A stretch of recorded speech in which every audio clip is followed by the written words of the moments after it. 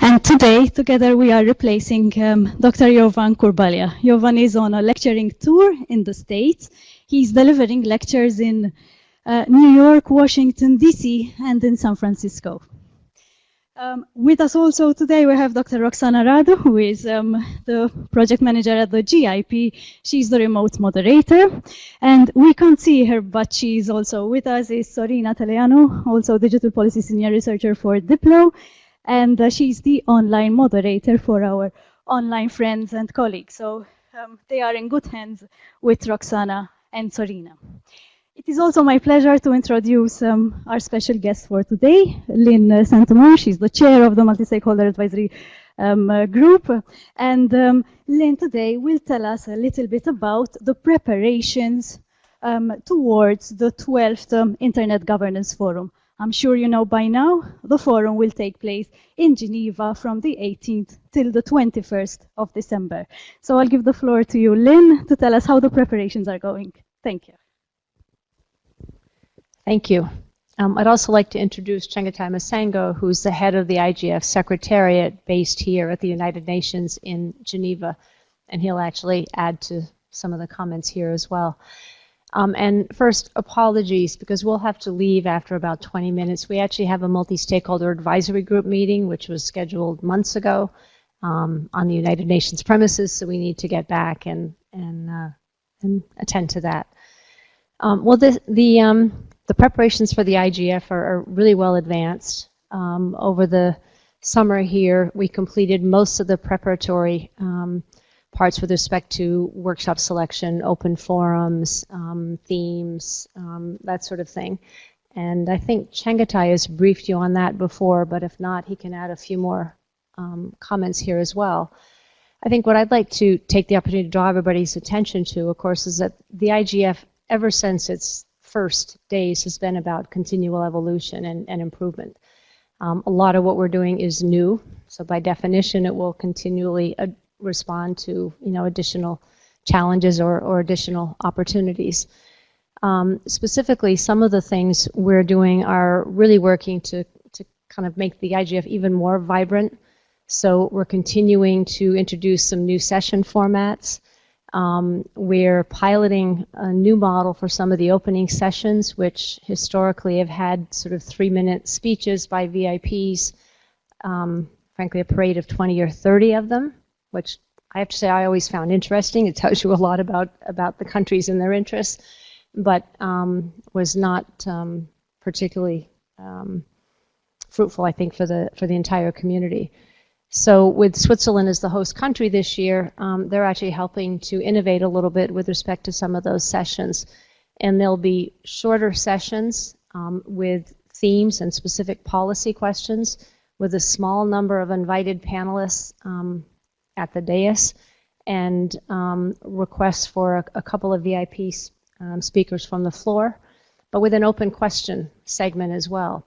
So what they're going to try and do with a moderator is actually draw out some observations, sometimes maybe perhaps just the diversity of views on a particular topic, but so that we can actually continue to kind of advance some of the more concrete messages, if you will, coming out of the IGF. So we've got 2 sessions dedicated to that on the afternoon of the first day and morning of the second day, which again are under host country development and leadership. And maybe before I turn it to Chengetai to see if there's anything specific to add, what I would really like to do with this group, and it's such an important group because of everything Geneva has to offer with International Geneva, is really understand what we can do to continue the engagement beyond this IGF. And also maybe a side note, in that the IGF is much more than just the annual event or the annual meeting. We have intersessional activities that run year long. Right now we have 96 national and regional IGF initiatives, which also include a few youth initiatives. And they actually continue the work of the IGF year round, and they actually bring that also important local views and local perspectives into the global conversation here. So it's been one of the most impressive I think outputs, outcomes of the IGF in its first 11 years, and it's just going from strength to strength.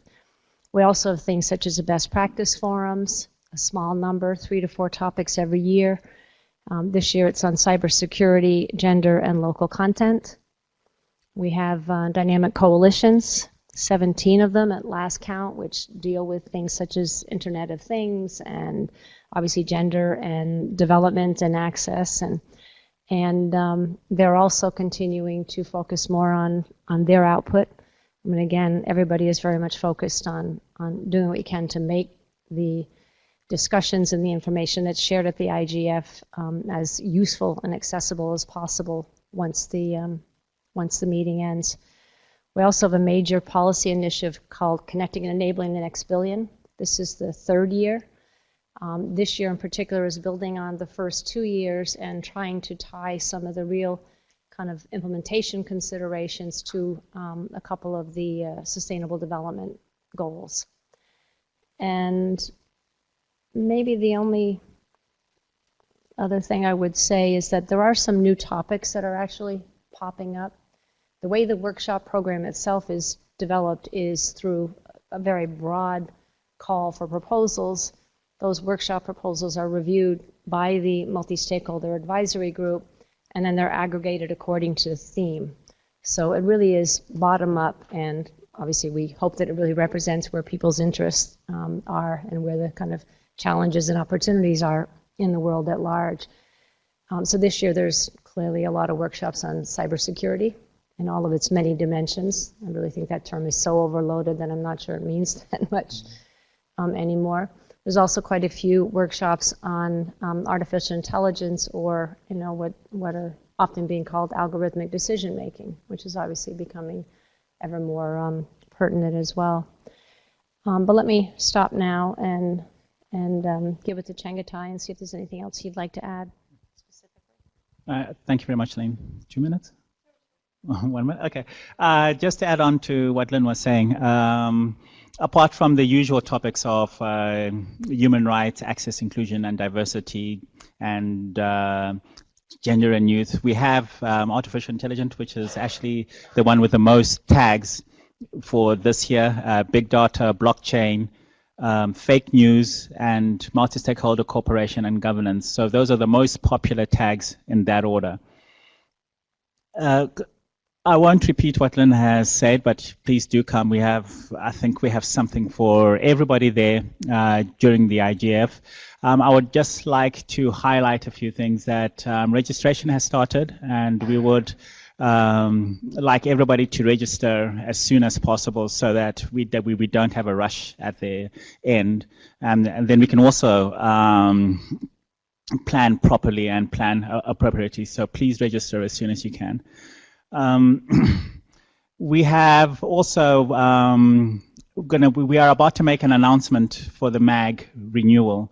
So nominations for the multi-stakeholder advisor group. So that's something new, and you can discuss amongst yourselves or within your stakeholder group those whom you'd want to nominate for next year's multi-stakeholder advisory group meeting. And as Lynn was saying, we still have got ongoing work which has not been completed in time, which has not been completed yet, which are the best practices forums and also the intersessional work for working groups, even IGF improvements. So I would just like to call any of you who's interested in that to please join and participate in these intersessional activities. Told me to be fast, so I'm fast. Yes, you can end. I'd just like to sort of emphasize what Chengetai just said. We're taking very seriously things such as the CSTD working group on IGF improvements, a retreat that was held last year by DESA, the taking stock activities we run at the end of every IGF, the UN General Assembly resolution at the end of WSIS 10. All of those has suggestions for how we might improve the IGF.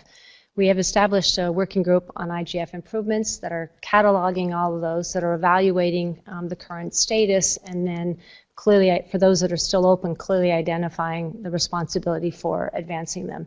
That working group is open. It's on the website. The meeting summaries are published as well, so if people have interest either in participating or simply tracking what's being done. You can participate there. We have a second one, which I'm chairing, which is called the Working Group on Multi-Year Strategic Work Program. That's to try and actually get further ahead of the work on a sort of a 2 or 3 year cycle for those issues that we know are going to be with us for some time and could possibly be better advanced with a longer planning horizon. Things such as getting the MAG announcement schedule done earlier, and hopefully the MAG appointed before this IGF will do away with the situation where there's a 3-month gap. So we're trying to do an awful lot of things to advance it. Again, that working group is open. Participation is not only welcome but sought. And again, the meeting summaries are published online there as well. So we really would like to understand what we can do to advance participation and to increase participation on an ongoing basis. It's not an annual event. It's year-round work, very rich work, diverse work. And any suggestions you might have in terms of how we could keep some of this collaboration going would be really welcome. Thank you. And thank you to Diplo for the opportunity to hear. The Shankitai, and we will share the announcements also with Diplos and the GIP community, what you just said. I'm wondering whether there are any questions or comments for Lynn and Shankitai at this moment, because they'll have to leave us soon. No questions from our online, from our in situ colleagues, and neither from just one maybe practical question, Shankitai, you mentioned registrations. Yes. Should the participants who will participate remotely, should they also register? Yes.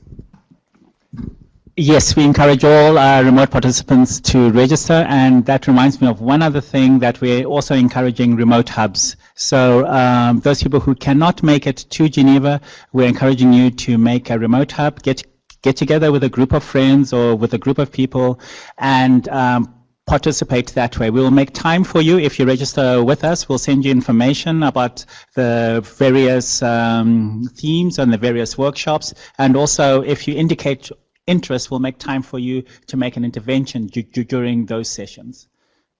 Perfect. Thank you, Shankitai. Thank you, Lynn. It was a pleasure to have you with us. And we'll move on to see what the main events in September were and are, because some of them are still going on. So can we have the slides, please? The first one. All right, quite a few events in September. It's a busy autumn. September, October, November, and December will be quite busy. All these are the main events. Maybe I can highlight a few, like, for example, the BRICS Summit, which took place in Xiamen in the first week of September.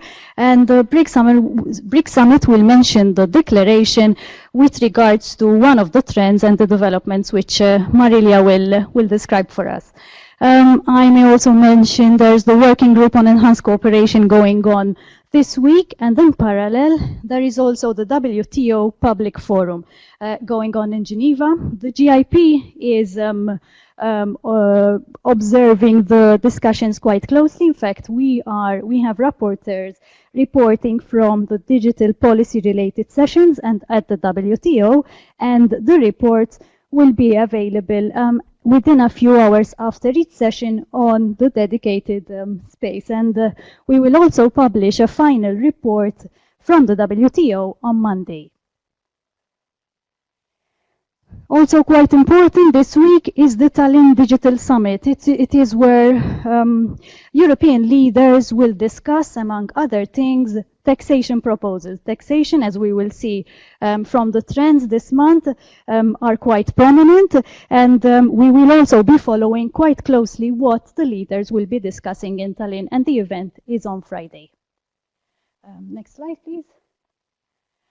So, next step is to see at what actually happened in September. So, what were the main digital policy updates this month? And here I give the floor to Marilia to take us through the main updates. Thank you, Marilia. Thank you very much, Stephanie, and good afternoon, everyone. For those of you that come every month to these gatherings, you know that the barometer is an interesting instrument for us to visualize quite quickly the main policy developments in the previous month, and also to understand which are the areas that are gaining importance, which are losing importance compared to the previous month, and which ones are stable, have the same importance as they had the previous month. So the first cluster, the theme that we're going to analyze, is global internet governance architecture. This theme was discussed during the Xiamen summit in China, and the BRICS approved a final declaration in Xiamen that mentions that the BRICS see that the United Nations have a key role in discussing responsible state behavior in cyberspace. So they recognize the UN. They reinforce that principles recognized in international law, such as state sovereignty, territorial integrity, and human rights should apply online as well. And the BRICS call for collaboration in the development of a binding instrument in the area of cybercrime. This is consistent with the fact that the BRICS have presented themselves as a group that tries to, yes, reform, democratize the world order, but not to break it. So they recognize the role of international institutions, and the declaration makes it clear as well. Besides that, the BRICS also touched upon several topics related to economic issues. They have endorsed documents that were approved by the economic and financial ministers of the member countries, and there are several documents that are interesting that should be read together with the final declaration as well. Another area that stayed stable in this previous month was security. Security remains important and stable. And so one of the things that happened in the field of security was that the president of the European Commission gave his State of the Union address, and he mentioned that he recognizes that Europe is still in a fragile situation when it comes to cyber attacks, and more should be done to improve the situation in Europe. So in order to achieve that, one of the proposals is to strengthen ENISA, which is the European Union regulatory agency that deals with network security and also information security, and strengthen this particular institution when it comes to resources, financial resources, human resources, so ENISA can provide more support to member states who are perhaps facing problems with cyber attacks. So security is one of the things that we're going to see in the next months as being important. Next slide, please. E-commerce and internet economy are gaining importance compared to the previous month. As I mentioned before, not only the BRICS talked about e-commerce and economic issues, but there are several regional trade agreements that are gaining pace and moving forward. One of them is the RCEP, the Regional Comprehensive Economic Partnership. This is an instrument that has gained importance after the US has pulled back from the TPP. So the countries in Asia are trying to approve RCEP with a more speedy, in a more speedy way. So RCEP is a proposal that has been being negotiated between the member countries of ASEAN and also other countries that have trade agreements with ASEAN, such as China, India, Japan. And together, what is interesting when it comes to RCEP is that these countries, they account for almost half of the world population, and they account for a quarter of the global trade. So if this agreement is indeed approved, it will set rules not only for the trade of goods, services, but also investments and intellectual property as well. So it's a quite comprehensive agreement. The next meeting of the negotiating parties will take place next month. So they are trying to speed up the process of negotiation to see it approved more quickly. In the field of digital rights, moving on to this area, we saw a very interesting decision being taken by the Spanish European Data Protection Authority, fining Facebook in more than $1 million related to the fact that Facebook has been found sharing personal information, personal data, including data that have a sensitive nature, such as personal ideological information with third parties. So this information is being used to target people when it comes to marketing and advertising. So this is quite an interesting decision from the Spanish authorities, and let's see if this will reverberate or not in other European countries, especially in the context of the approval of the new GDPR. Next slide, please.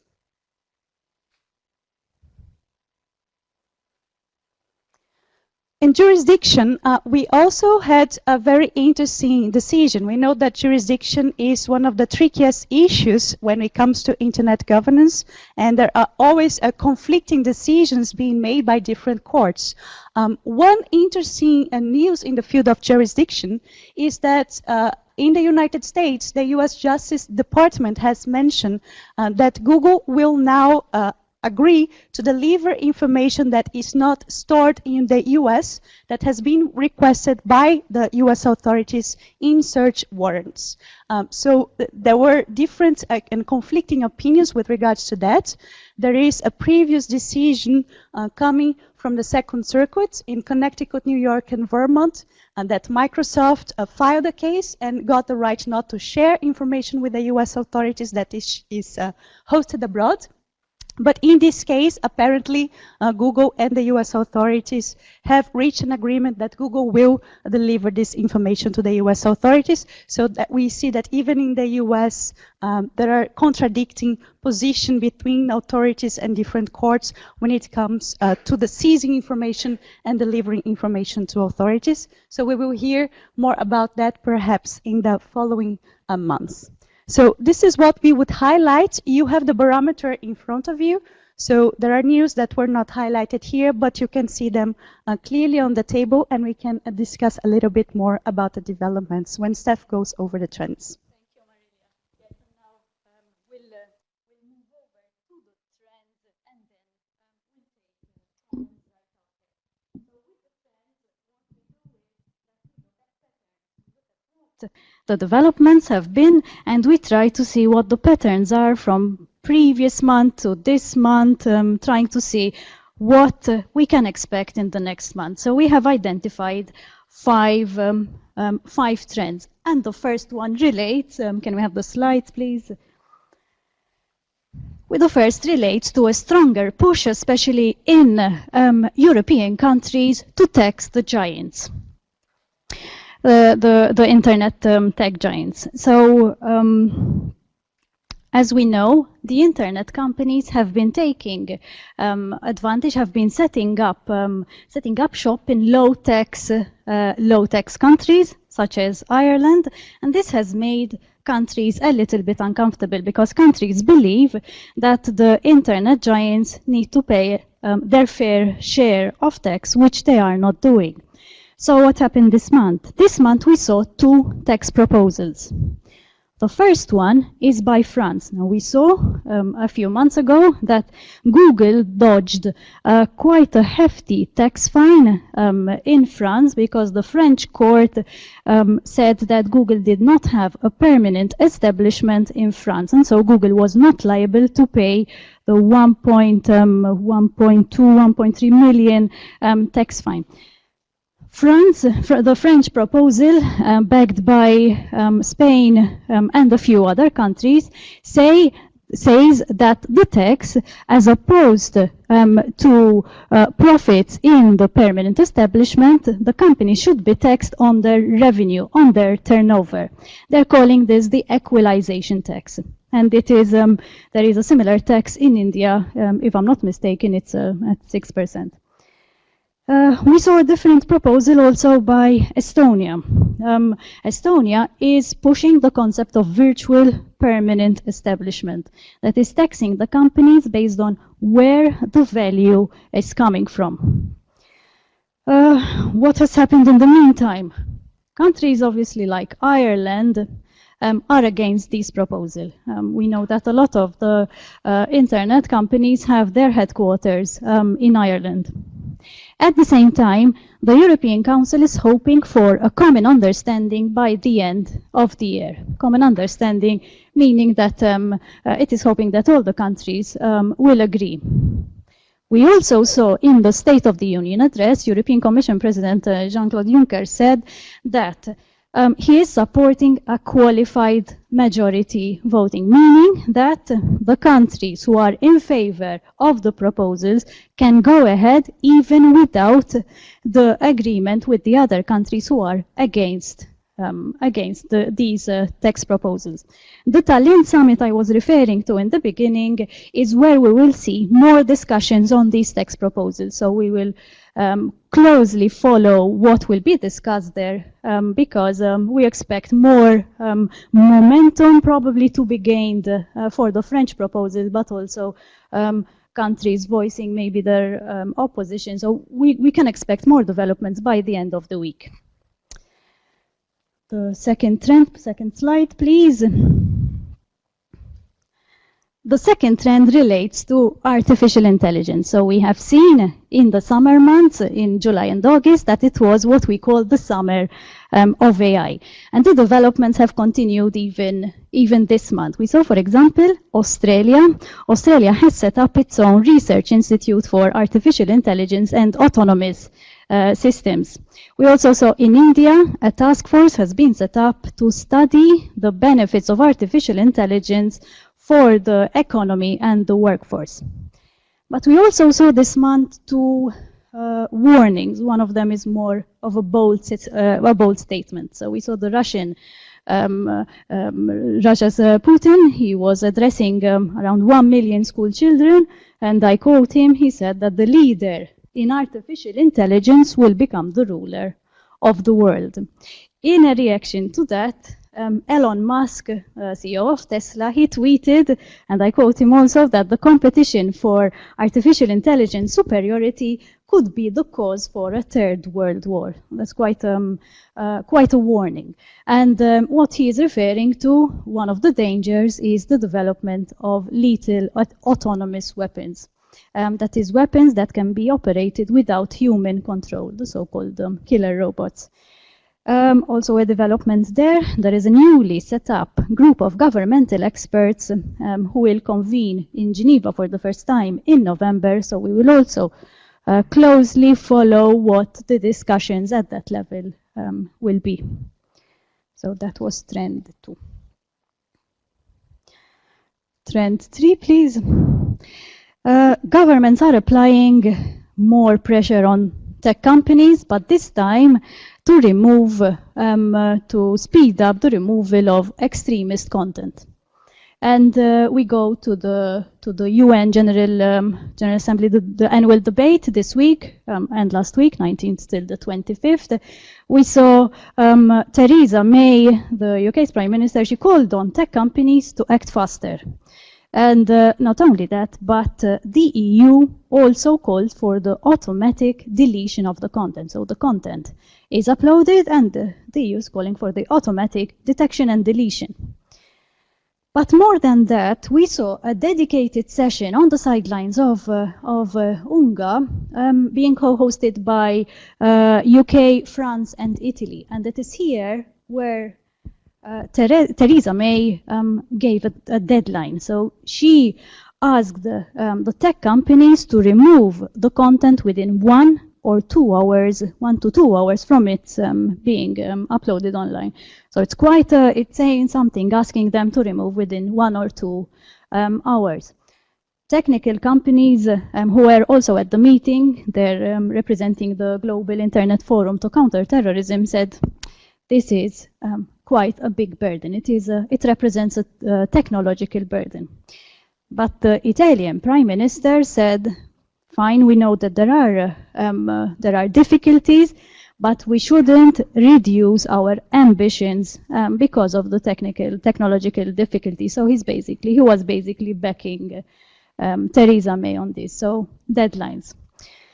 At the same time, going to the BRICS summit again in the Xiamen Declaration, first week of September, they also expressed the commitment to prevent and counter the spread.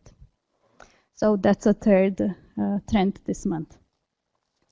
We'll move on to the fourth trend. So the fourth trend is about cryptocurrency and ICOs, initial coin offerings. It's quite a trend since the beginning of the year, and ICOs are a new way of startups encouraging investors to invest in their new businesses through the issuing of new coin, of new cryptocurrency. So this is an unregulated area, high risk, high rewards, because if the business, if it increases in value, the investors make money from their investment, of course. But what happened this month is that China banned ICOs. Not only that, but China also said that the investments being made to the companies have to be returned back to their investment. why did China ban ICOs? The first is because this is an unregulated area. And the worry is that a lot of investors, expert investors and non-expert investors, because this is quite an accessible way of raising money, are exposed to risks. So the tax authorities feel that they should protect the investors. But at the same time, ICOs, we saw reports that ICOs are often used as a mirror, as a front for fraudulent activity. The question that comes out of this is whether and to what extent should cryptocurrency and ICOs be regulated. Why do we ask this question? Because China is saying that the ban is temporary. But at the same time, a lot of analysts are saying that this is a move towards tighter regulation. So the question we have asked this question. Maybe you can share comments during the comment time on whether and to what extent should this area be regulated. And the fifth trend relates to Uber. We saw last month that Uber was blocked in a couple of places. This month it's blocked. It was banned in London. And everyone was a little bit shocked because no one was expected that Uber would be banned in London. Why? So the Transport for London, which is the transport regulator in London, gave this reason. So they were concerned over the lack of corporate responsibility in relation to a number of issues which have potential public safety and security implications. So for safety and security reasons. But let's go back to see what the implications of the ban are. The first implication is the workforce. So Uber states, Uber tells us that it has 40,000 drivers in London. So if the ban is confirmed, Uber is saying that 40,000, which is quite a large number of drivers, will end up without a job. The second implication is on consumer choice. And this is important because of the reaction that we saw by the users of Uber in London. So Uber, it created this petition for the ban to be moved aside, and within a few days, we checked yesterday, it was close to 800,000 people signed the petition, which is quite a large number. A third implication of the ban is financial, because Uber has around 3.5 million users in London. So it is obviously, if there is a ban, it is a financial blow for the company. A fourth implication is reputational, and Uber is quite concerned with this. It refers to the reputational damage that arises out of this decision. Why? Because the reasons, as I mentioned, the reason is for safety and security implications. So in the mind, I don't know about you, but in the mind of anyone who is about to call Uber, to use the application to call Uber for a taxi, if the little doubt about safety and security crosses people's mind, then there is a doubt as to whether I should use Uber or not. So there is a potential implication on the reputation of the company. One question we have asked ourselves is whether this is the result of pressure from the traditional taxi companies. It could be, but it appears that another company, which is very similar to Uber, the name is Lyft, if I'm not mistaken, Lyft has had high-level talks in London. So it seems that this company could be moving to London, which is can be taken as an indication that this is unrelated to pressure from the traditional taxi companies.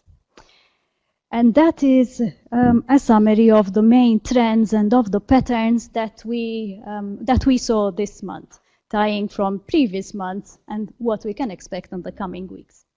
And this is where, looking at the time, we're in good time, this is where we open the floor for comments from our friends here and comments from our online audience. Let's start with comments here. Sure.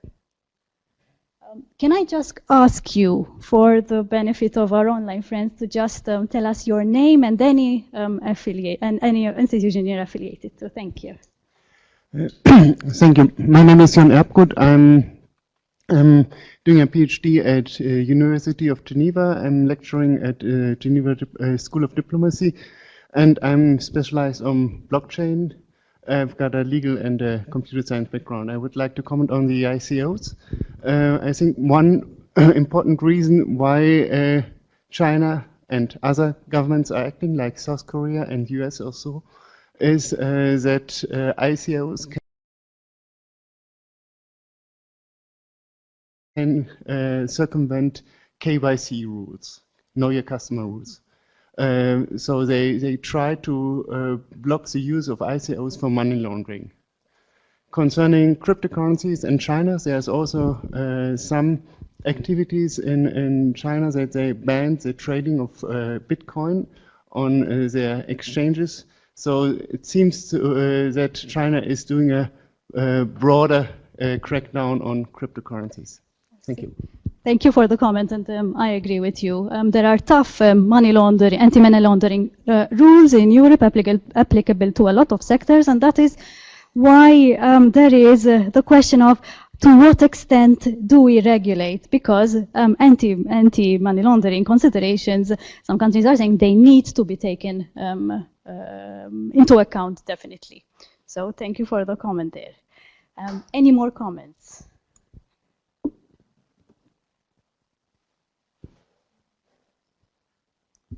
No comments here. Let us see. Okay, sure. Thank you, Roxana. A big hello also from the online chat room. And we have a comment along the same lines from Jacob. The Chinese authorities have ordered the Bitcoin and other crypto exchanges to close their operations. The deadline is end of September. And related to that, some have communicated that they plan to operate from other crypto-friendly countries. So some of the Chinese crypto exchanges are closing down, some other will be operating from other countries. Mm-hmm. And let me just very quickly reply to Jacob. Hi, Jacob. Hi. That's true. In fact, we know that one exchange, or actually more than one exchange, have already closed, but there are others that will close end of October. So definitely there is a push. China's push, as the gentleman was saying, is also toward cryptocurrency more broadly and not just stopping at ICOs. Thanks, sir. On Uber, we also have another update from Glenn, who is informing us that Uber is also planning to leave Quebec due to stricter government rules. Thank you for the update. We shall reflect that also in the observatory. Any more? That's it from the online room for the moment. Okay, very good. We have a question. Okay, for our online audience. Name, please. Hi, Michael Kendi. So I have, I guess, a question and a comment on the third trend on the extremist content. I mean, the first one, I guess, is the obvious one. How are they going to define that? But then the second one relates to the kind of fake ads thing that's come up with Facebook with respect to the US election, and no doubt they'll find it's been happening with other elections as well, where you couldn't define them as necessarily extremist. These fake ads, I'm sure they look like a lot of material that's floating around on Breitbart and other sites that supported President Trump in this case, but that it's probably going to expand to how do you deal with the fake news and these intermediary platforms, in this case selling ads that were illegal because you're not allowed, foreign countries in the US aren't allowed to advertise and trying to influence elections. But I think that the whole thing is going to have to expand to a much broader definition of what these intermediaries are putting out. Definitely, and thank you for the comment. And tying to that is the question of freedom of speech. Because in the process, while extremist content is being pulled down, we also saw cases where legitimate content was also removed. We have an update from NOHA. NOHA is not for the in situ friends, unfortunately, but online. So after we wrap up the comments here and the events that I'll speak about in a few minutes, the online friends will be able to see regional updates. And NOHA is summarizing the developments from the MENA region, and she did mention an update related to Syria and to some content that was removed, but I'll leave that to NOHA to describe that in the video. Any more comments? Yes, sure. Marilia? Just to complete Michael's comment, because I think this is a very good point, and I think that there are perhaps two contradictory movements from governments, because on the one side, I think that they are very much growing in awareness that intermediaries, especially social media platforms, they have very broad terms of service, and through the terms of service they can regulate not only speech but also privacy. Usually the terms are very lax that allow them a lot of leeway to deal with content. But on the other side, and governments are concerned with that for the protection of human rights standpoint, but on the other side there's also a concern that governments need somehow to give to third parties the ability to take down speech because they cannot do it themselves. So on the one side, they ask platforms to refrain themselves, but on the other side, they want the content to be removed, so they are empowering platforms. So the relation is complicated because platforms seem to be in a crossfire that, so it's a good point. I agree with that, Marilia. Thank you.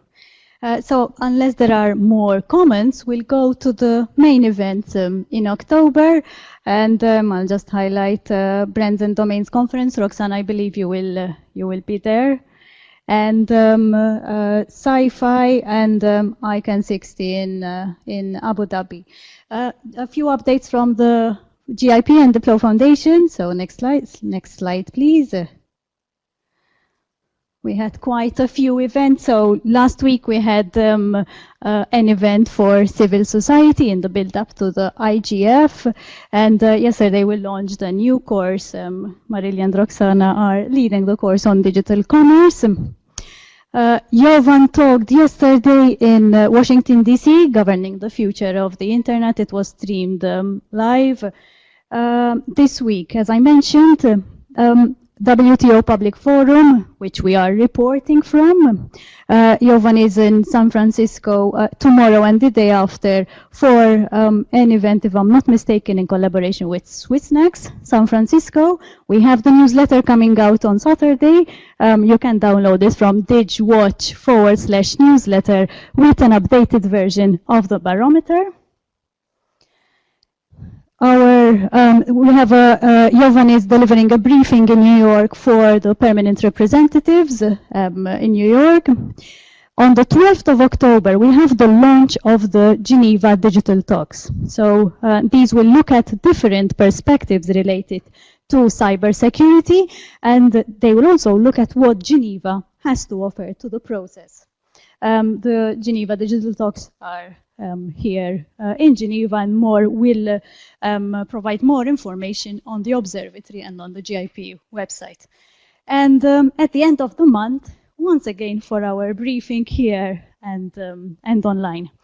And I think we have come to the end of our briefing for us in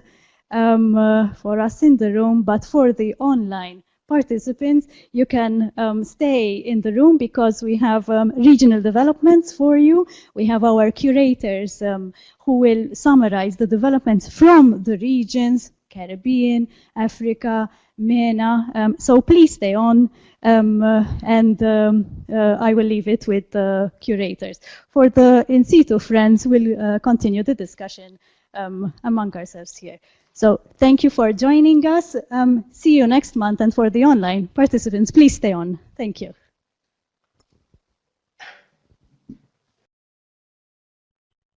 Hello again.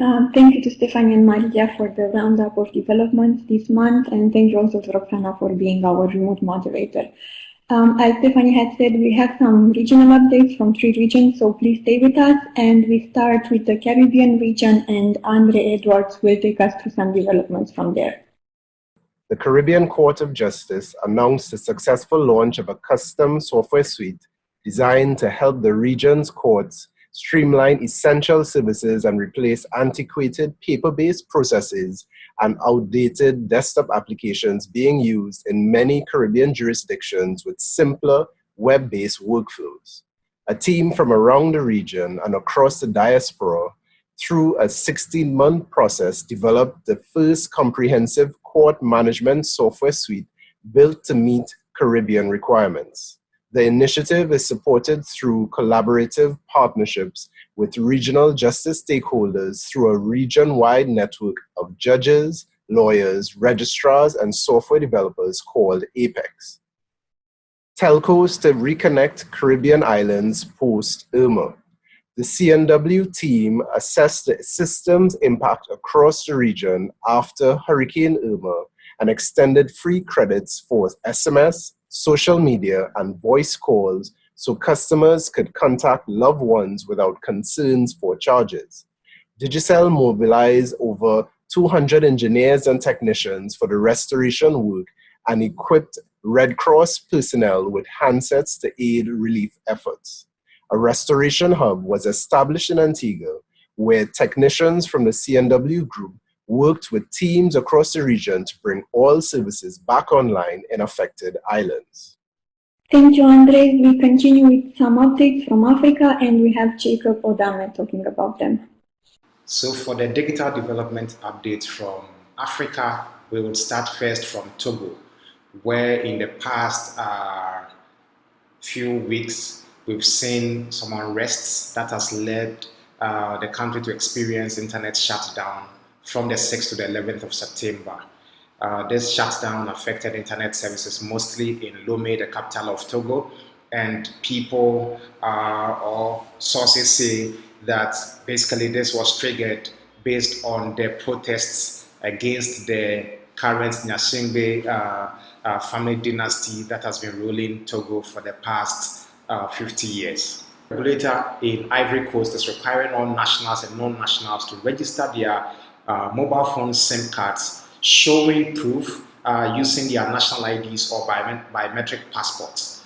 In fact, this is an effort to curb terrorist activities that uses people's mobile phones and aliases which will affect the security of the states based on recent occurrences. Take me to Southern Africa, where Facebook in their African Safety Tour have conducted workshops in South Africa and Zimbabwe to build the capacity of civil society organizations and other organizations to help them develop safety tips and be safe on the internet.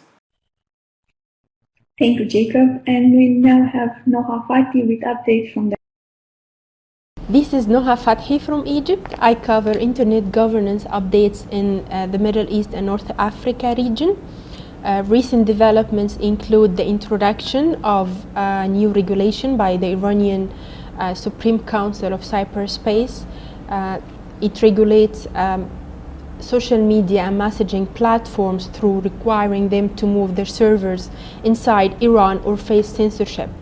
The regulation was actually criticized for promoting state surveillance as well as representing threats to the privacy and freedom of expression of internet users in Iran. Thank you. Thank you, Noha. Thank you to Andre and Jacob as well. This brings us to the end of our September briefing on internet governance. All developments that have been mentioned so far are available on our digital watch, TIC.watch. They will also be summarized in our monthly newsletter, which will be available by the end of this week. And as usual, the recording, the presentation and the digest of this briefing will be made available online pretty soon. So for this, many thanks for everyone for joining us today. See you next month. And one final announcement for those of you who are from Southeastern Europe, we will meet in a separate room in 8 minutes for a Southeastern European hub. And I will share the link here. Thank you.